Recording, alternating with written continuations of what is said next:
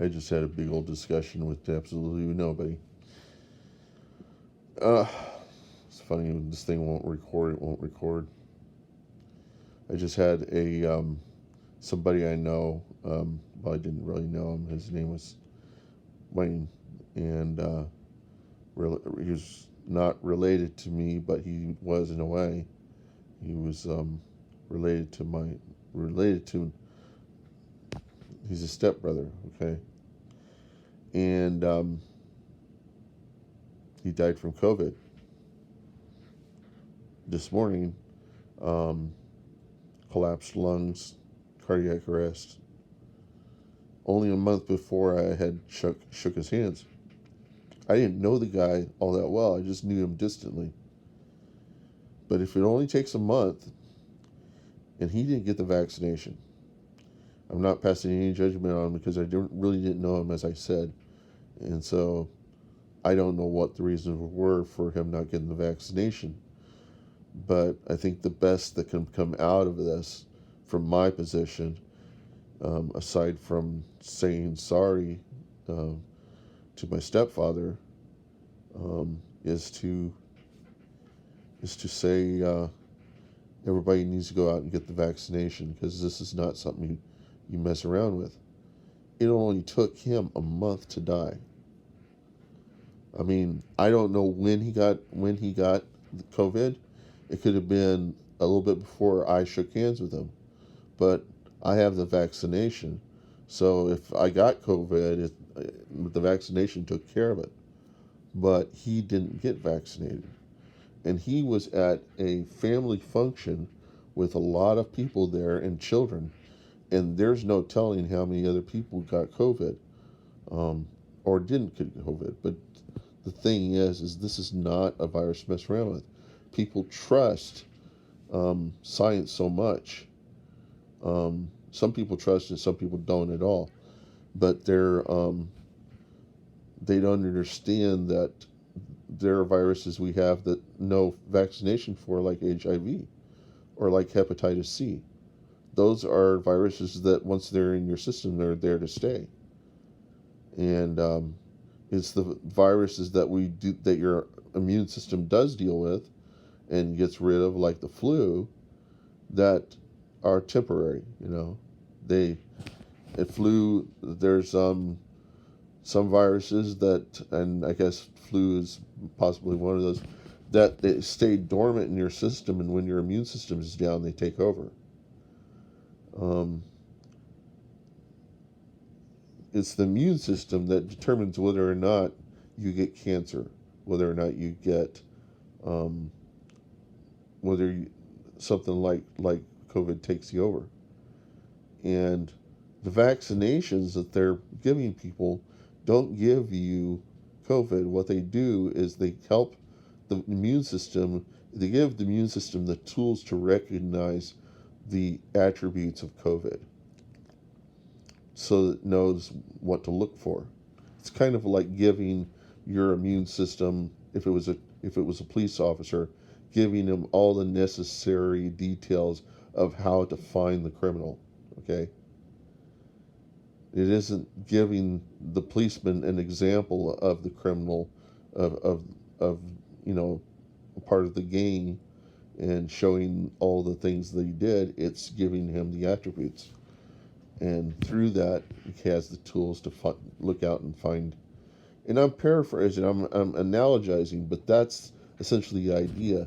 And how they came up with this is by taking a different approach, an approach we haven't taken, with trying to deal with vaccination. And it was probably necessary to go through that whole process so that we can cure future viruses.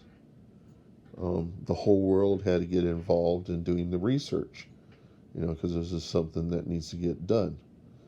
Because one of the future concerns is bioterrorism.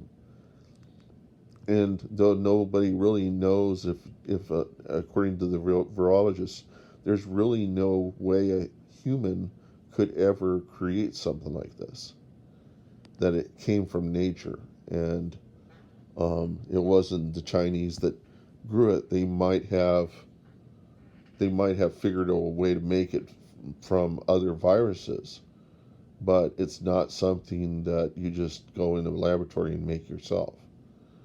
Um, I don't want to even go to even go to the point to say if God did it or not. It may have been just something that had been in existence for years and years and years, and just um, came into existence, or came into to be a threat because people were, say, eating bats or eating carriers that nobody should ever come in contact. There are places in the Bible that says do not eat bats, um, and people don't take the Bible seriously, And for a religion to last 2,000 years and people trust it that much, and to say that it's not important, there's probably something to it, and it's not worth the risk whenever it says things so explicit as that. And you say, why? Well, maybe you should do the research.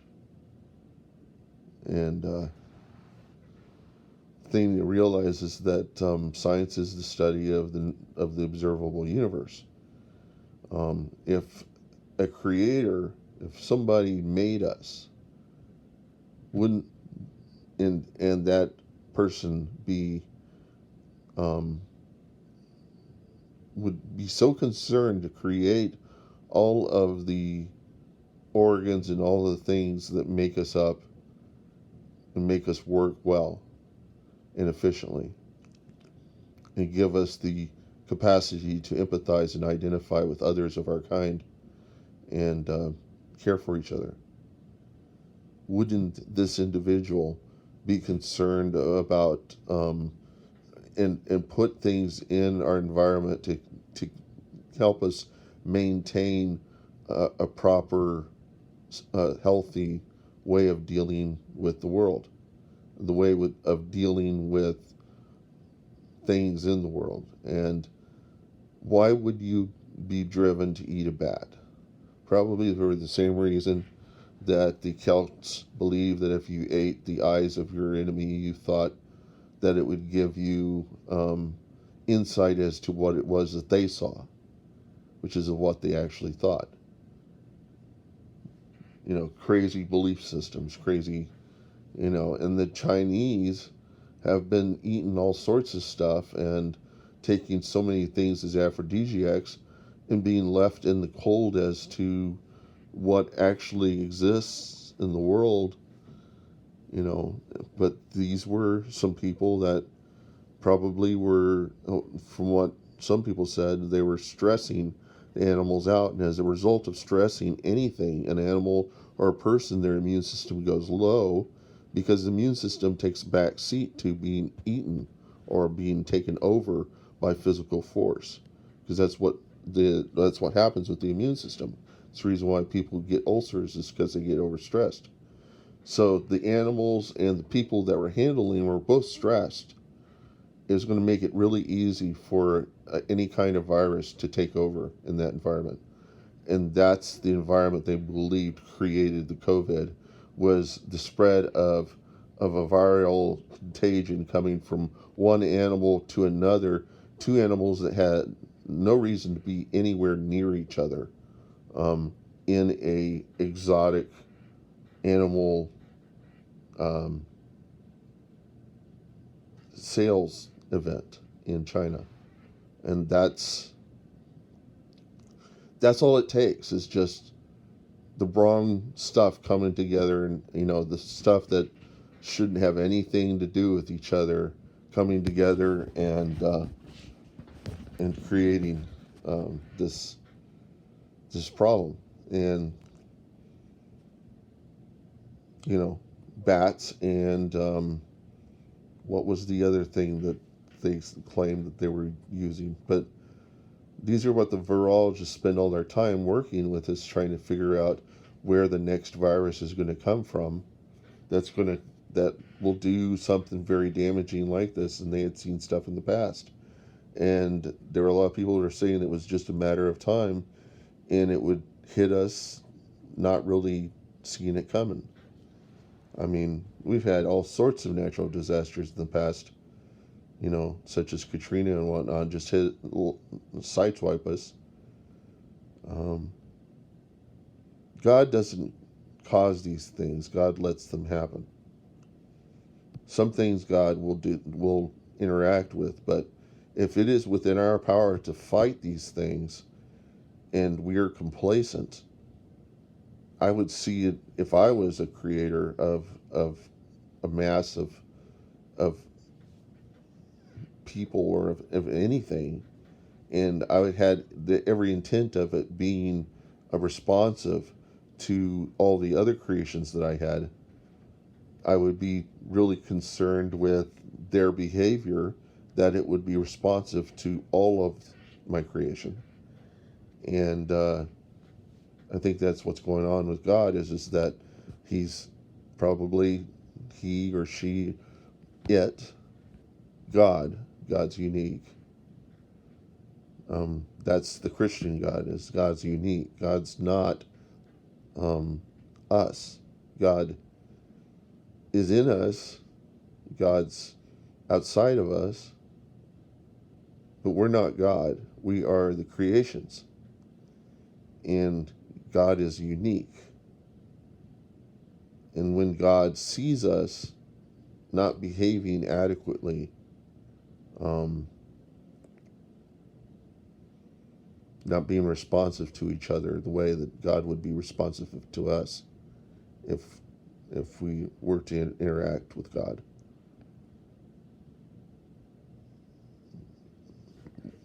He could get directly involved. God could get directly involved, or God could let things happen.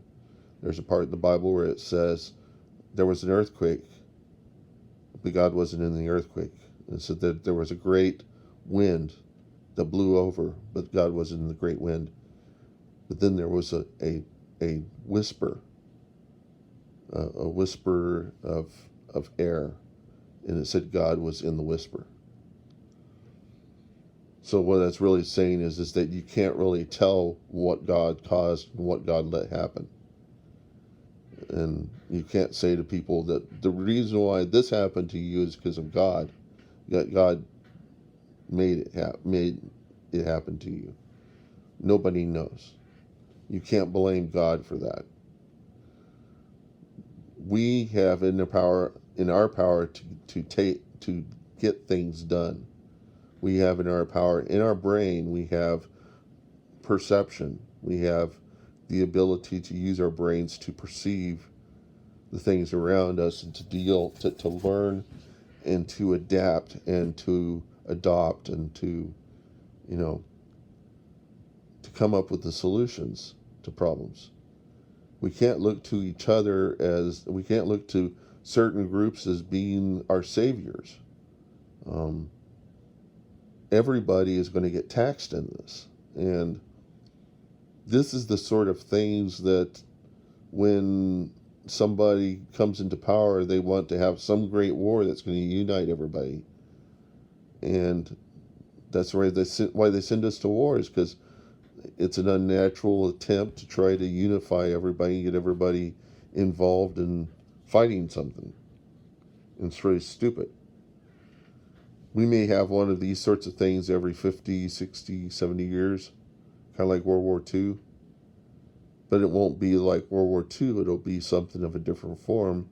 And this was the form it took. And it was necessary, I'm sure, just like the Spanish flu was of 1918, to get us driven to trying to solve the problems that we can in our world. Also to break us from the complacency of having things our way. Because you can't always have everything that you want,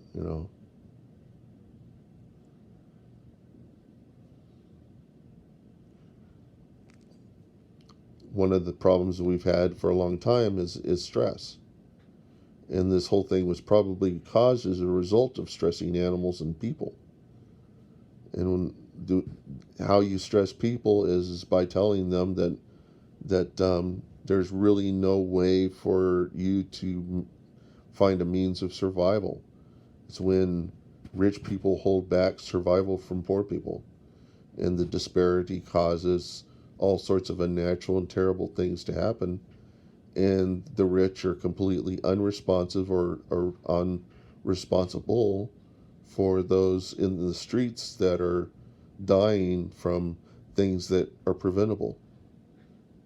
Things that are as simple as giving somebody a place to stay, giving them security to where they can develop a residence to reside and find work and get themselves out of the hole of being out on the streets.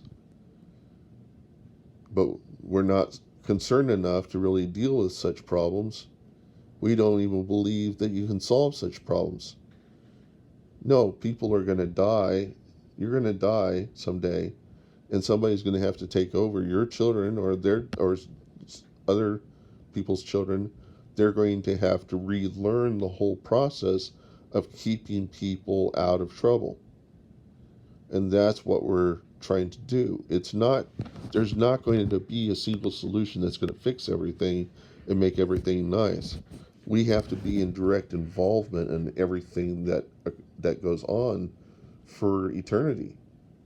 And that involves trying to solve problems that really shouldn't even be problems. And the reason why homelessness is a problem is because we let it happen. Just like the reason why COVID's a problem is people let COVID kill people, and those people don't get vaccinated. The vaccination's available to them, but they don't get vaccinated because they have some sort of fear, or they feel they have so much faith that God is going to save them from it.